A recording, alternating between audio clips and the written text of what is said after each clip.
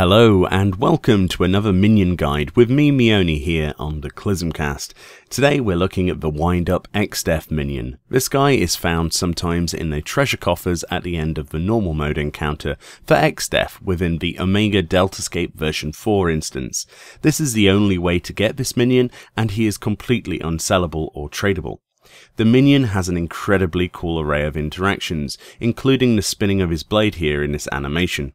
As far as I can tell, even with the Mammotier title on, as some might ask me to do in the comment section, he doesn't seem to respond to the usual emote interaction, slap or poke, etc.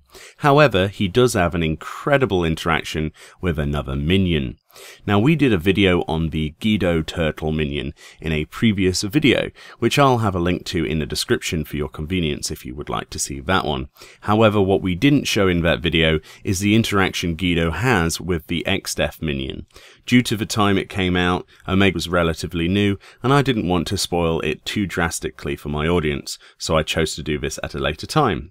So, if you get a friend who owns the Guido minion, such as Rose here, who will help out for this video, the two minions will occasionally head towards each other and meet, trading blows.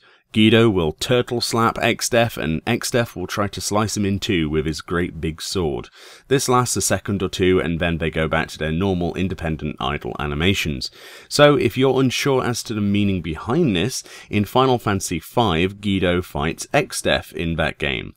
When the player party realizes that Exdeath was hiding inside the character Kryle's hand as a splinter, Exdeath reveals that he wishes to use the power of the void for pretty bad things and take over the world, and Guido begins to fight him. This will then explain the minion text on both the Guido minion and the following, which is written on Exdeath's. Summon your wind-up Exdeath minion. Most maniacal tree beings bent on world domination are usually not intimidated by turtles.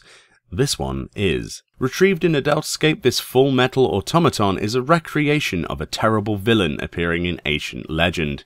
While its scintillant blue armor suggests the figure is a knight, Exdeath was believed to be a powerful warlock born from a tree. So there you go. This has got to be one of the coolest rewards I've seen so far. Their reference to Final Fantasy V being a fairy tale of sorts is quite good.